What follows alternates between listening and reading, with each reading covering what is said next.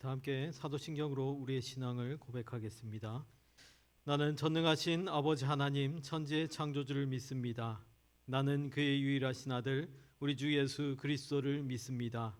그는 성령으로 잉태되어 동정녀 마리아에게서 나시고 본디오 빌라도에게 고난을 받아 십자가에 못 박혀 죽으시고 장사된 지 사흘 만에 죽은 자 가운데서 다시 살아나셨으며 하늘에 오르시어 전능하신 아버지 하나님 우편에 앉아 계시다가 거기로부터 살아있는 자와 죽은 자를 심판하러 오십니다. 나는 성령을 믿으며 거룩한 공교회와 성도의 교제와 죄를 용서받는 것과 몸의 부활과 영생을 믿습니다. 아멘. 찬송가 428장 찬송하겠습니다.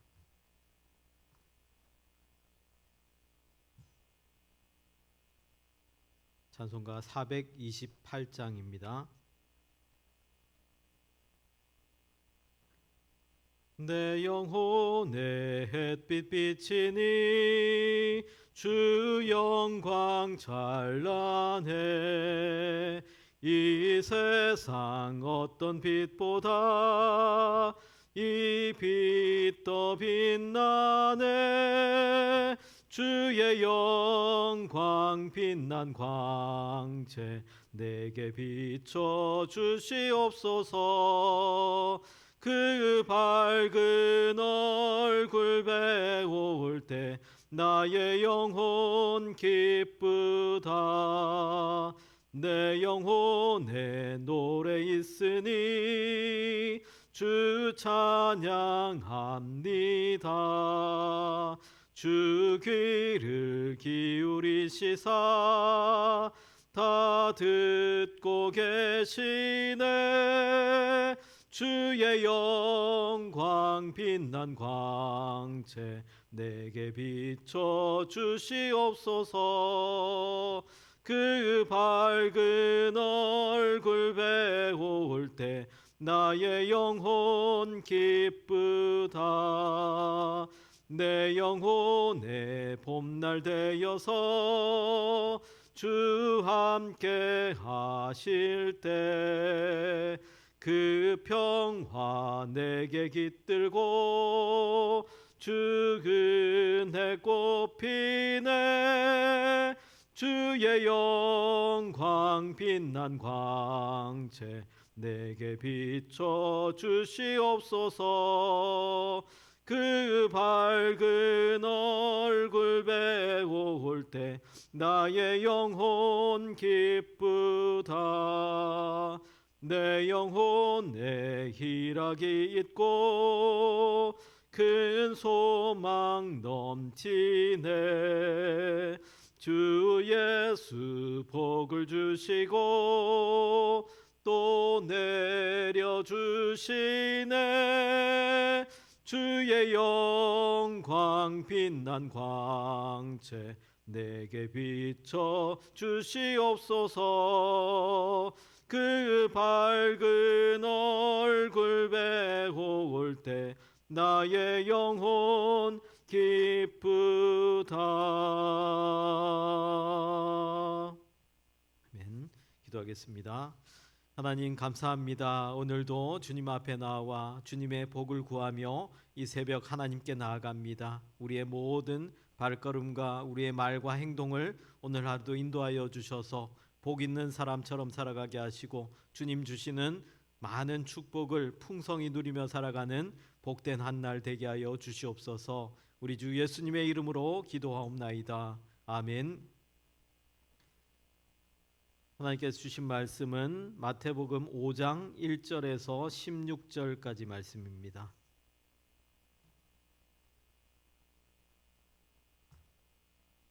마태복음 5장 1절에서 16절까지 말씀입니다.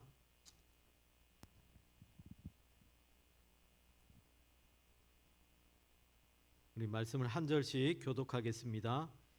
예수께서 무리를 보시고 산에 올라가 앉으시니 제자들이 나아온지라.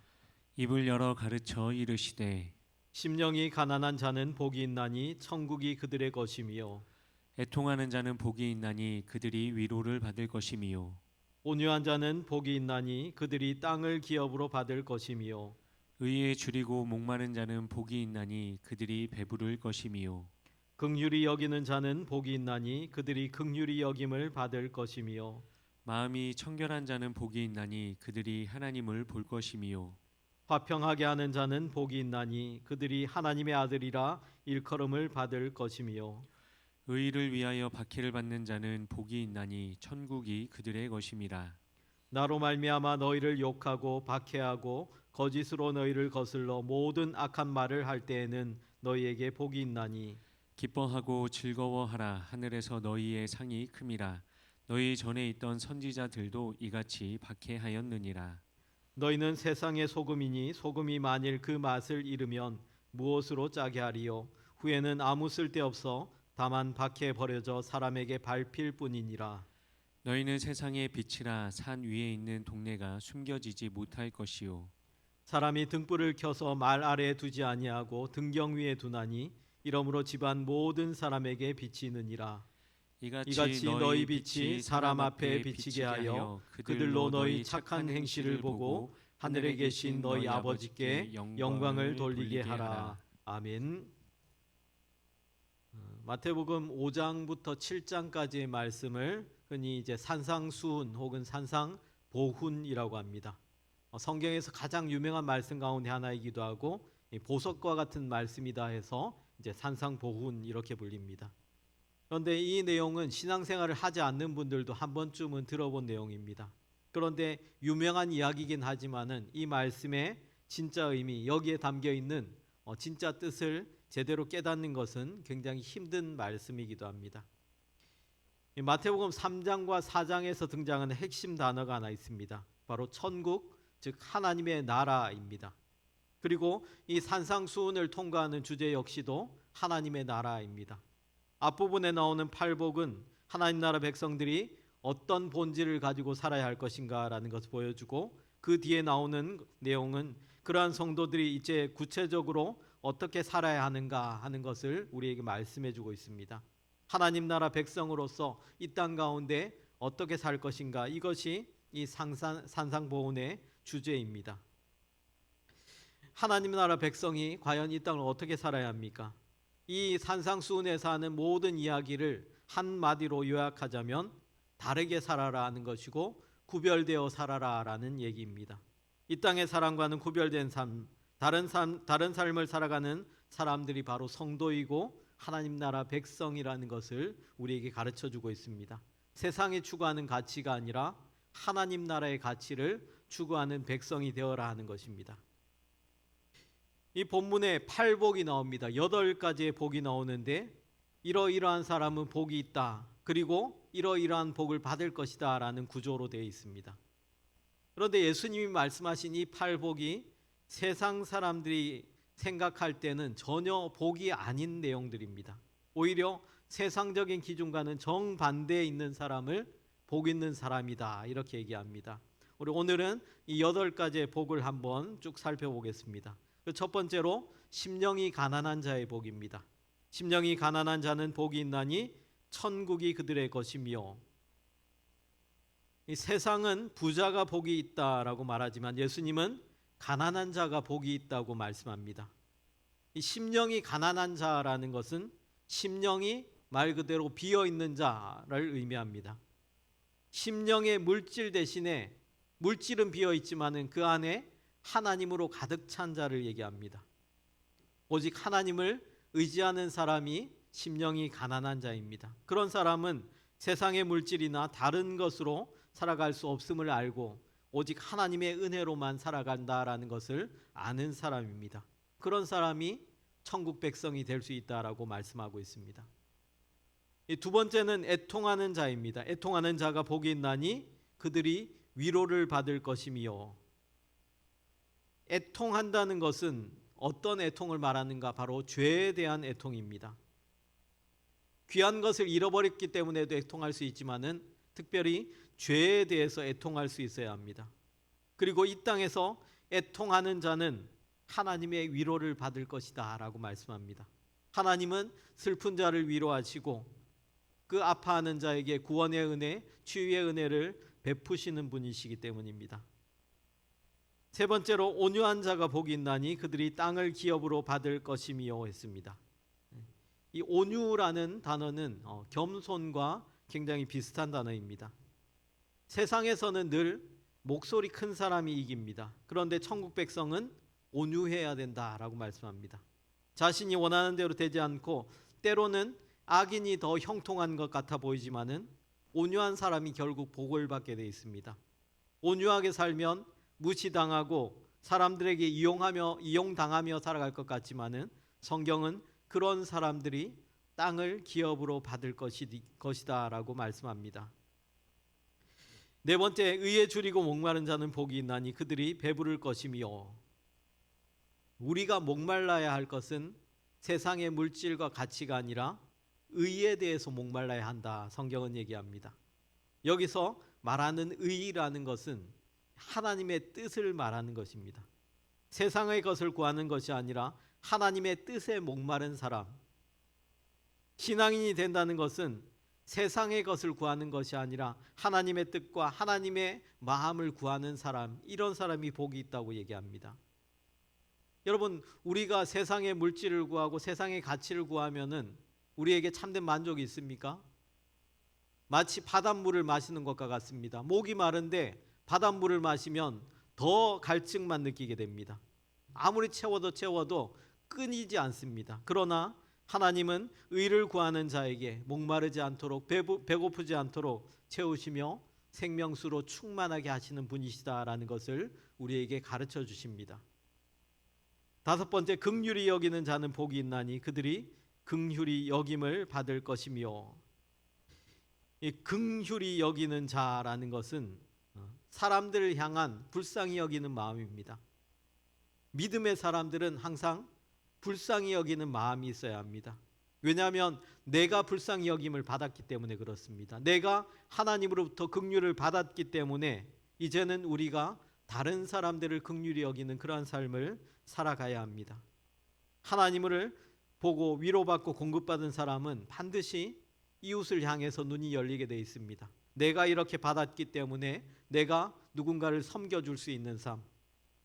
하나님이, 예수님도 말씀하셨습니다. 이런 율법의 핵심이 무엇이냐? 하나님을 사랑하고 내 이웃을 내 몸과 같이 사랑하는 것.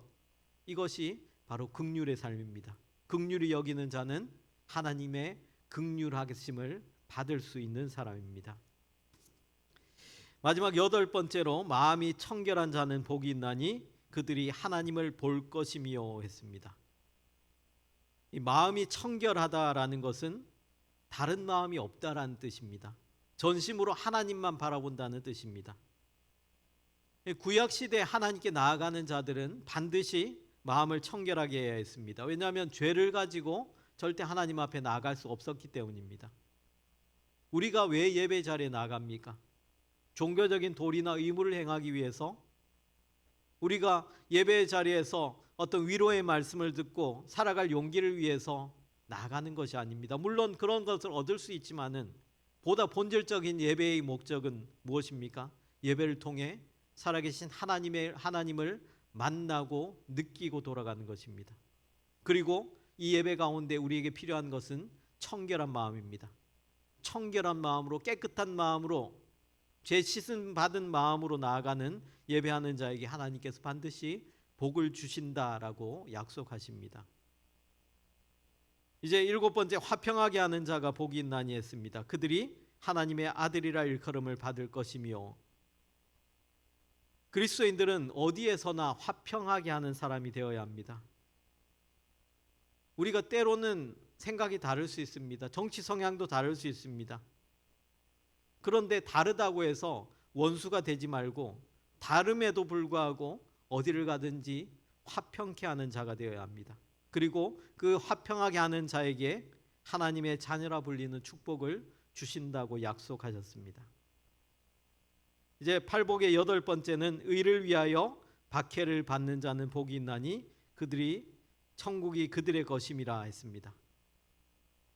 예수님은 자신을 따르는 자들, 세상에서 욕을 먹고 박해를 당하는 때가 반드시 올 것이다. 나를 따르면 평탄한 길이 아니라 박해를 받고 미움을 받을 것이다 라고 말씀하셨습니다. 그런데 이런 고난 받을 때 어떻게 하라고 하십니까? 기뻐하고 즐거워하라. 왜냐하면은 이 고통이 장차 하늘의 상급이 될 것이기 때문입니다. 의를 위하여 박해를 받는다라는 것은 예수님으로 말미암아 고난을 받는다라는 말입니다. 예수님이 우리의 의를 이루기 위해 오셨습니다. 그리고 그 예수님을 따르는 자들에게 박해는 어쩌면 선택이 아니라 필수적인 것입니다. 그런데 그런 사람들이 복이 있다. 박해를 받을 때 천국이 그들의 것이다.